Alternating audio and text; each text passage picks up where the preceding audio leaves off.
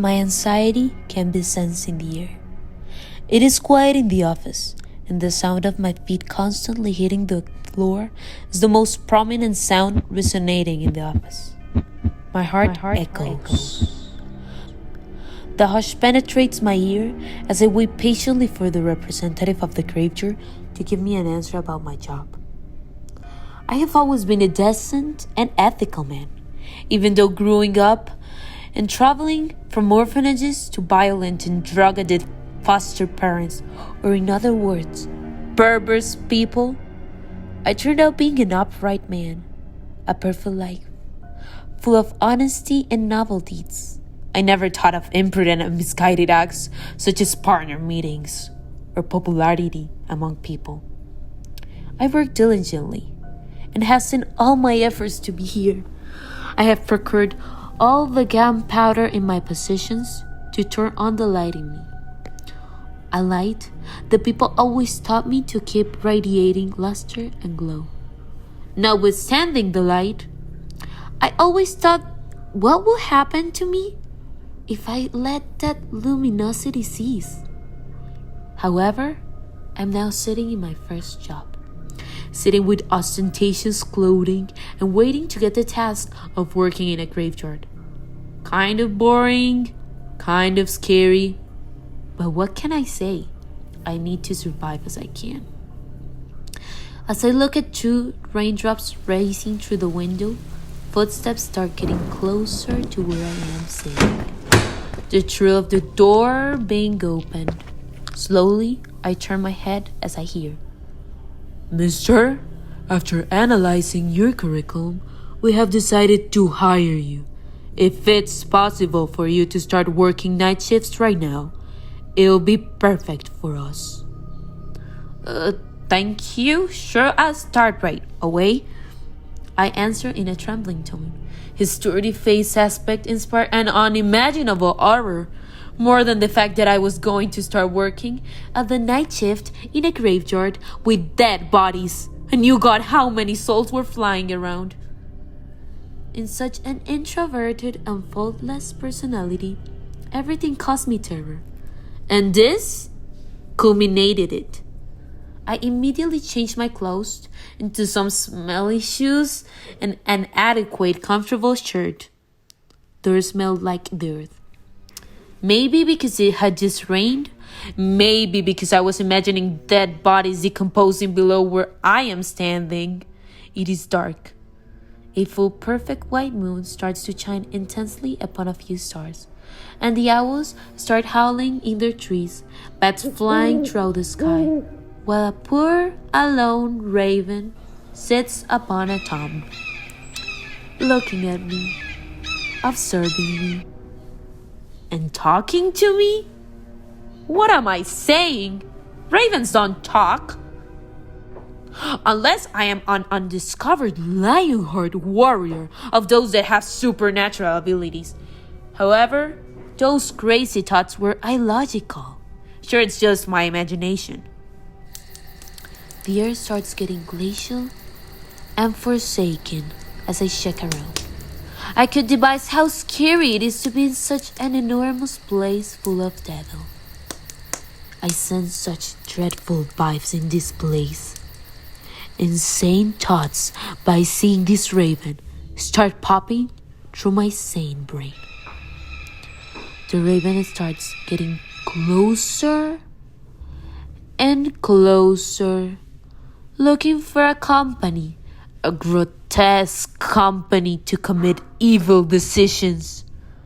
Everything starts to feel like a horror movie. My thoughts start swirling around my head as a roller coaster of emotions. As the raven starts talking to me, I start feeling woozy. I can only feel bile. Why can't I have a paltry of fun with this raven? After all, it's his fault. He's the one that is leading me to the devil with those deep black eyes. And she starts shrieking, boys. That makes my brain go completely dark and think the worst. This demonized part of me starts flying out of my body as a new me. and after taking another glance at the perverse raven, my thoughts went black. Completely black.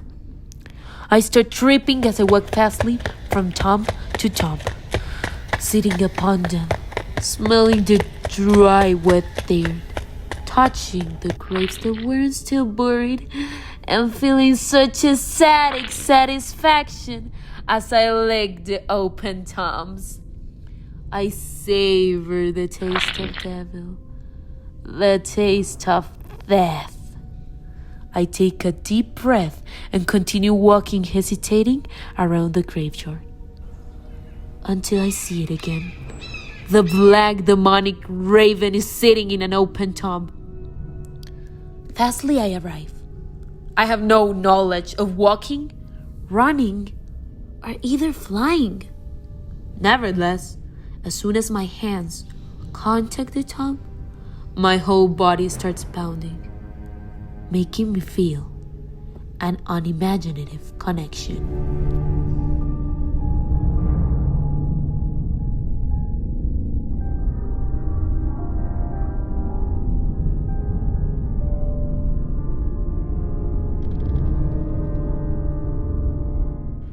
I know it is not correct. Just imagine in what man's mind could touch a dead body be pleasant. Anyway, my duties during that night had concluded. My respiration goes partial and I do not fear again. Instantly, my first instinct is to throw all the dead pieces into the ground, and I try to clean my hands with my smudged garments. I proceed to leave the scene. However, every step I make, the desire of coming back is higher. But I must resist my mundane desires. But then I think, even though it may be harmful or prohibited, what could happen if we break these rules? Although I try, I cannot because my scruples are robust and can protect me from carnal wishes.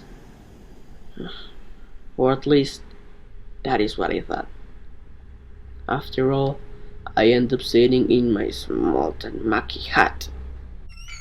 Yeah, old hat. Where I can feel the stars of the hundreds of people who have seated here. At the same time, I hear a word in common within these narratives, but it is whispered in the distance. And I can see the image of a blurred raven flying beyond the dark clouds. Nonetheless, he transforms and penetrates me like an arrow. His transfiguration goes into pieces. Bits of decomposed and putrefied bodies start to fall from the sky like the elegant drop of water. But this time it wasn't elegant. It was God's false. Suddenly, I woke up from that nightmare. It seems that I was sleeping. I stared at the clock for more than a sheet because I'm still astonished by the nightmare. It is only 2 hours and a half past midnight. And I'm not feeling safe. I can feel the cold and dark and thrills of the night animals. I can feel my surroundings. My body is fighting against him. I cannot resist that temptation. I see that the hut is small. It stinks, but it seems it's falling. It has a reddish color with small mixes of black colors. It's easy to perceive that no one has cleaned this place. Owls, bats, and insects inhabit around me. However, I do not care. My soul is deciding what thing is correct. For all people, it seems what all people should do. But what can I say? I feel pleased when I do the deed. Then, my body starts to enter the nightmare again. Large and abrupt gesticulations appear. Pulsation becomes louder and louder, while my thoughts about continuing these atrocities start growing bigger. Larger, and unthinkable measures. I cannot resist the temptation. No matter what I do or what is right, myself is more important than society. I'm my own rules. When I open my eyes, my body starts moving. Slowly, I realize I am not commanding any movement. I cannot feel, I cannot talk. I am no longer in control of my body. I've lost something. Suddenly, the raven comes back. He shouts in my ear.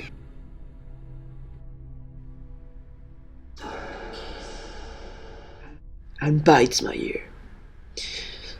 I swear I will kill him. He's the one controlling me. He's worse than the devil, worse than the Lord of Devils. In my disposition, I try to break the way of movement. With my aversion against the ugly bird, notwithstanding my force, the memory of the dead touch evokes a pleasant memory of the dead body. I do not want to proceed, but that is not my decision. My blood starts to increase in temperatures while my eyes blink as fast as the pulsation of my heart, increasing all human limits. It seems the raven is opening the way for me. Leaves, sticks, rocks, bones, dust, wood, and other elderly construction materials levitate in the shape of a doorway. I cross the graveyard. Step by step, this is torturing, but I am enjoying it. The pain tickling my chest changes from irritable to effervescent. No, it isn't pleasant. I start to cry. Hot and cold tears start to fall from all parts of my pupils. My tongue sweats and the bottom of my fat melts. I am closer. I feel it. My body stops. And the supernatural force pushes me to the floor. A large and strong sound pushes everything away from me, and relief comes. I do not feel anything anymore. It seems right, but it is not. I can no longer feel or control my life. Oh, but I need this job. I need the money. I have always been obedient, but haven't received any rewards. I've done everything right, but the gods cannot see that in me. I was destined for this. I give up. I do not care anymore. Therefore, as the raven ordered, I open a grave, and there's a beautiful woman wearing a necklace that says race.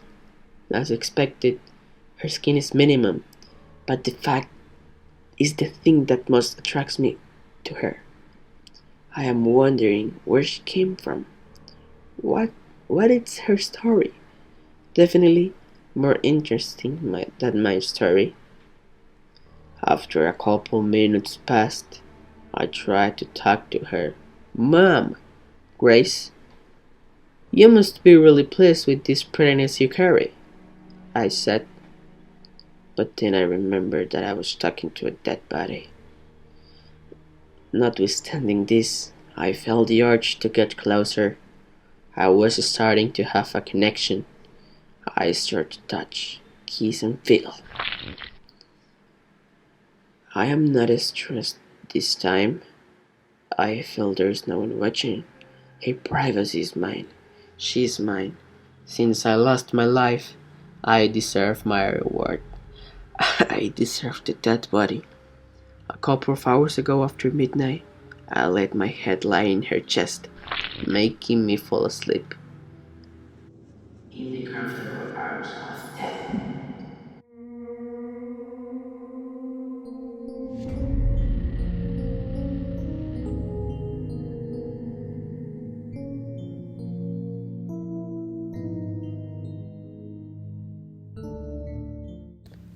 I woke up and started breathing heavily and began feeling the devil pumping in my heart. I cannot believe I'm top of a dead body. My blood and my pressure starts elevating to my brain, and I can only see blurry images of third, the demon raven, and the precious pale phrase of Grace in my legs. Beautiful Grace. It is impossible for me to stop admiring her beauty. Her constant strong smell of alcohol reminding me of hospitals, injections, and blood. How sweet it is to think in the dripping of that red color out of the human body. Her red lips made me think of the desire each time bigger of kissing, touching, and savoring each part of her. Sanity no longer exists in my body. Every particle of me wants each time to prove it's not as bad as people think it is. Kissing her deep white lips within the stars made me feel like I was flying to meet her. The connection Grace and I had was flawless. The color black is the representation of our love, the fear of an undiscovered love, a deep mystery, and the association of death and devil. What is going on with me? The sudden fear and blurry memories of my past start popping through my distortion mind. But I know the admiration and love I feel for Grace is unique. No devil, no sanity, no person, no one could take her away from me. Or maybe I was wrong. The sky starts turning completely black. The wind swirling around me starts getting colder. And unexpectedly, no sound was here. Only my heavy breathing and the fastly pounding of my heart. The moon starts shining brighter, blinding me heavily, and then I remember. It's an eclipse, a night eclipse. The representation of beauty, of nature. How ironic! Two completely different things turn out aligning into a result of beauty, of love. Just as happens with my beautiful Grace. Two souls with two different life perspectives, but with the same ending. Both together, happily forever. Maybe in different worlds, but both together.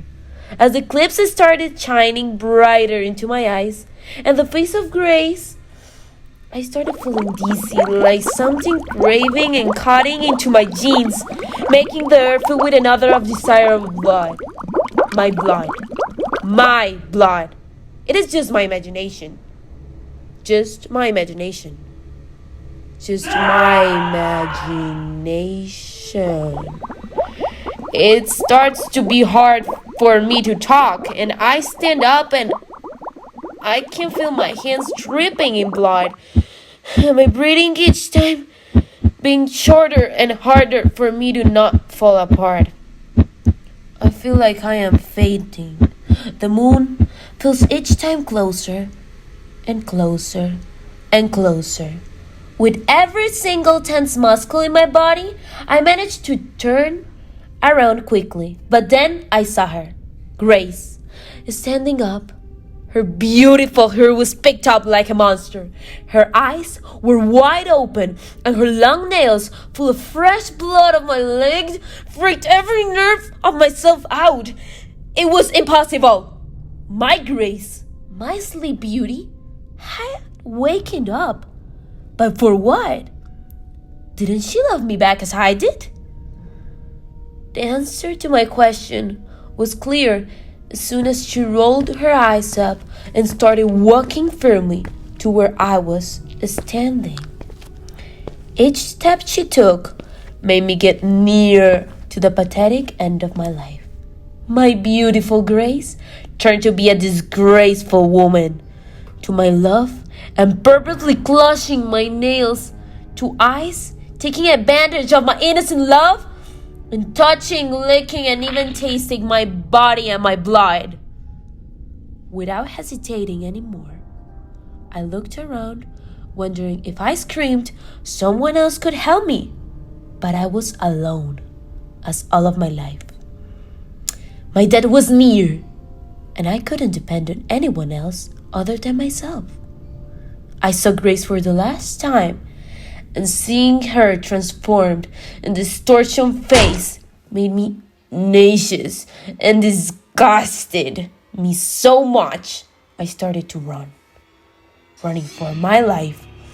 I'm running to look for a hiding place good enough for me to rest and kill that ungrateful woman who might only show my love and admiration. I couldn't recognize her anymore. Her beauty was condemned by anger and revenge to me. But why? What did I do to her? The raven told me to do so, act in such a crazy way for love, losing sanity for the love of my life, showing how much I wanted and desired her. My heart felt like it stopped pumping, and my devastated shoes made it difficult for me to not trip in the wet dirt. I feel like I was grounding myself, and each time I ran, it was for me more difficult to continue. But I wanted to survive, just to murder her with my own hands and taste her blood. The blood of victory and satisfaction.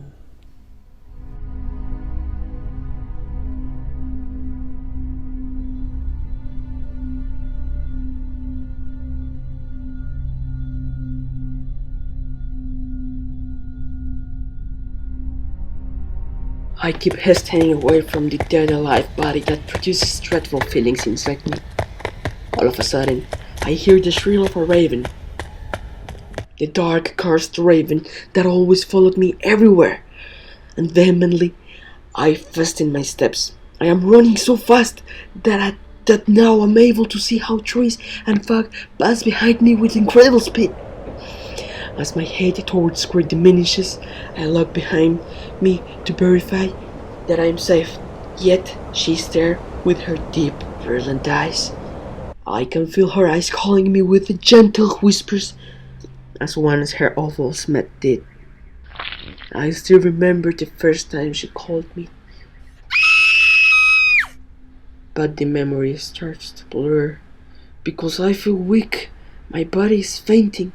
With my last breaths, I'll jump the fences, run over with dirt, and climb the walls for a long time. Now my poor mortal body cannot resist anymore. Like a helpless bird, I lay on the ground without any hope left. Despite my tiredness, I stand up from the mud with my bare hands. I try to get as far from that place as I can. My body seems unfamiliar. I am not comfortable inside it. I feel that death is close. Grace is close. So I start to find a place where I can conceal myself. But a graveyard is not the most adequate spot for hiding. Yet I find a secret door next to the outlines of the cemetery.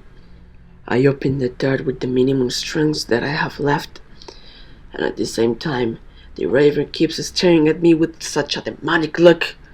I immediately felt weak, and as soon as the door opened, I entered the secret place. It seemed to be a catacomb. Bones, skulls are all over the place.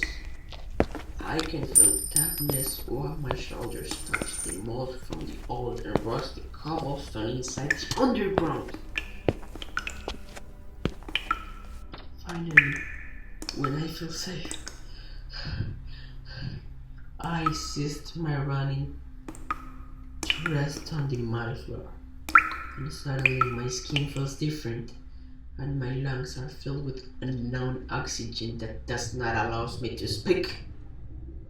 I start to think about where I am right now. This has gone too far.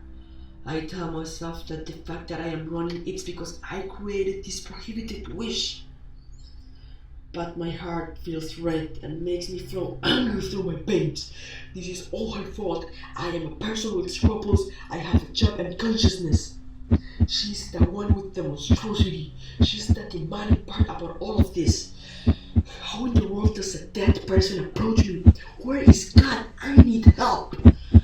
I am mad, but also I know I'm not sane. Although I know that it is not correct. Somehow, I still feel it is satisfying. It is hard to describe what I'm feeling right now. I am having a burst of emotion within them. I feel that death is close to me. I try to control the desire of killing myself and to God with the ugly divine woman chasing for me. But she's the one. I love her. and my mistress. I repent from all my deeds. I repent from getting away from her. Suddenly, a tear fell from my eye, and then, one after the other, I start sobbing. These tears are the desires I never got the opportunity to be heard. Since my childhood, I have been excluded from society and discarded from love. I have been isolated from pleasure and family. Grace is the only one left, and I lost her. I lost her because I left her behind. But it is not my fault. It is the fault of my body, but not my mind, because I can no longer control my body. I feel the pity because I am not even able to have contact with people. I pushed away all possible opportunities for joy. Then I think I can fix this. If I already ruined my life, then I have to dip it in obscurity and give it to the devil with malevolence for all society. My fist hits the wall in the burst of hunger I have, and when it reaches the contents of the zone, my dry throat yells in the intention of calling an end to my life. I cannot resist anymore. I am not going to follow this evil path anymore. I lost everything. Now I have no more to lose. All of a sudden, the girl becomes a few fast steps in the distance. She found me. I stand up as quickly as I can, but my body does not follow my orders. After I can finally hear the palpitation and respiration of Grace, I decide to run, crushing my balls with the walls, trying to find somewhere to be away from her. My feet are speeding up and my toes feel the tension. I keep running with the hope there is an exit in this catacomb. I don't if I should give up or keep running towards my death. Sooner or later it will come. She's yelling and mumbling sounds with no sense. She's getting closer. I try to speed up my body, but my body is still numb. The damp of the catacomb feels like oxygen, and my body feels weak again. Whoa! I am fainting. I'm fainting again. The closer I hear her, she wants me, but I'm scared. I'm shaking. My hair is blowing out, and my heart is accelerating. I cannot maintain the coherence in my brain. My legs are working by themselves. I cannot control my steps. Terror is the word that comes up to my mind. Grace is almost touching my back, and I start to cry and yell while the raven flies over us. I am still running, but with a slow pace instead. Grace is grabbing my hair. She's pulling off my hair, and I start to give up. I don't know where to go. Tension and stress are rising while I feel hopeless. Suddenly, my feet are touching the floor, and my body is rising. Air flows through my extremities, and after a couple of seconds, I conceive that I'm falling into death, into the devil's hole.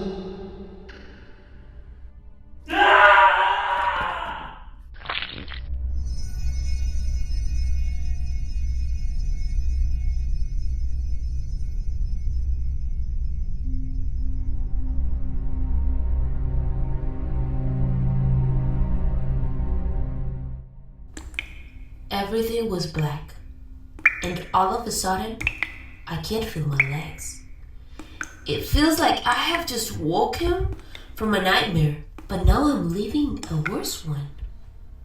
My legs are broken.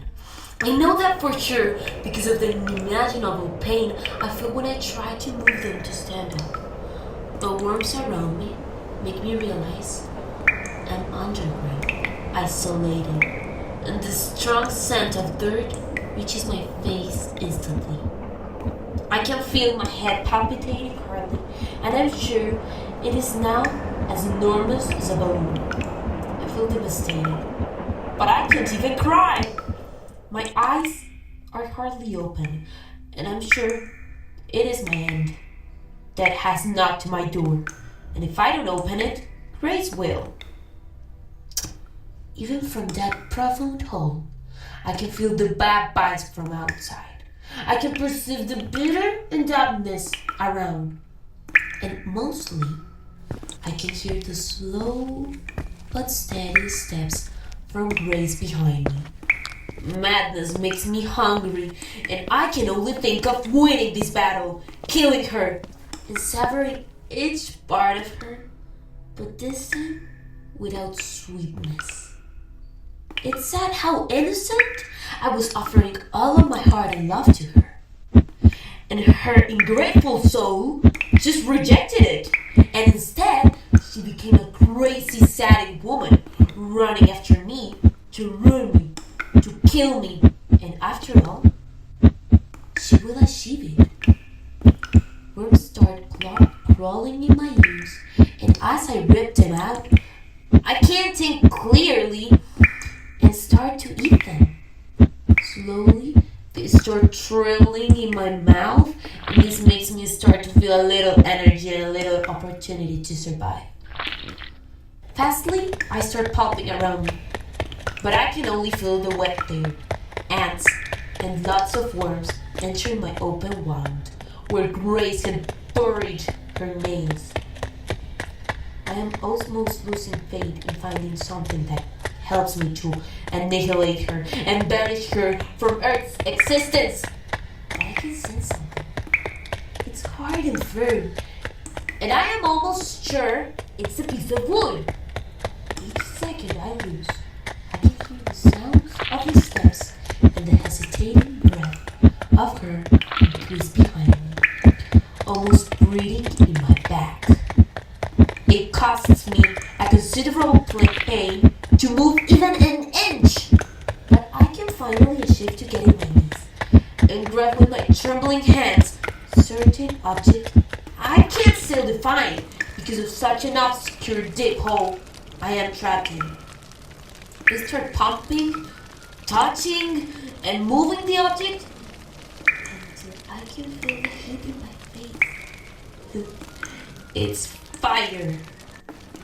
I have in my hand a lighter, and the motion of getting rid of the love of my life, and now my enemy, makes me feel once again alive, and with such a tremendous desire for tasting her roasted meat. With my little strength left, I try to get out of the hole, but it's impossible. Each time I fall, I can hear decayed, peculiar way of Grace's steps, each time closer and closer and closer. And I hope it starts fading again. All of a sudden, I hear a deafening sound that leaves me almost unconscious, and in the desperation of moving around, I can feel an enormous weight near me. After a few seconds, my dizzy head remains still, and I realize it's Grace. My heart starts pulsating fastly, and with so much adrenaline in my body, I can't control my movements. I lost total disposition of my body. I am completely sure that this pleasing drop of Grace caused her numbness and even being conscious. So there isn't fear in my body anymore, just the static feeling of tasting her meat, her lips, her face, her enormous nails burning in fire. These desires cause such a commotion in me. I love Laurie and take the initiative to start this grotesque victory. I start smelling the last time her black hair and kiss her cheeks and lips for the last time. And without any more hesitating, I touch her large white dress, and with determination, I turn the lighter on and start burning her alive. As I see the fire growing and burning Grace alive, my eyes start sliding up, and I can't stop smiling in an insane, satisfying way. The strong odor her body releases makes me dizzy, but once more confirms me I won this battle! I have victory! And I can sense it in every vibration my body makes. Yet, my heart not. Every heartbeat it makes, my heart shrinks and turns into a stone. I feel like my heart is burning alive. And although my brain feels the victory and satisfaction, my heart is crying on the inside and dying with grace. I start feeling my heart burning alive. And each time my vision gets more blurry. What had I done? Such an atrocious and accelerated decision, and now my heart is dying of regret. Had I really won this battle? Because am I dying on the inside?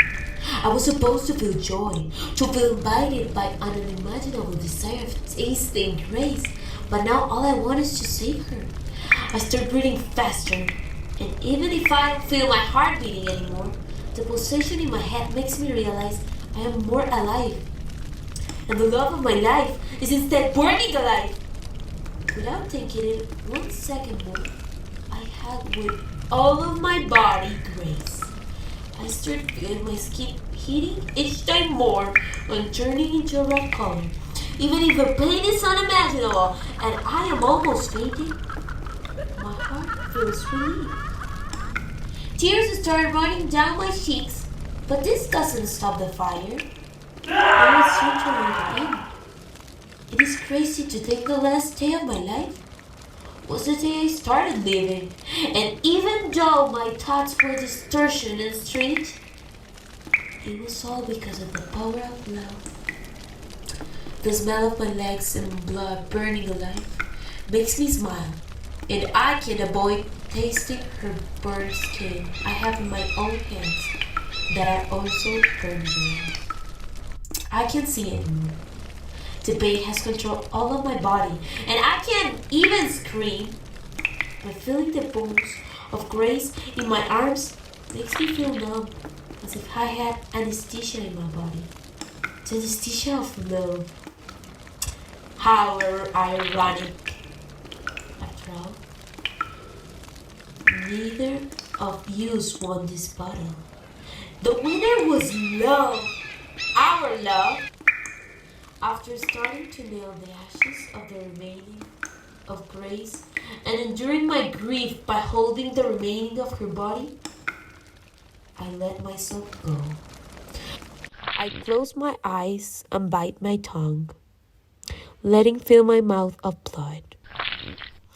I can't feel pain anymore, only satisfaction and excitement that I will forever be with grace in hell or in another life.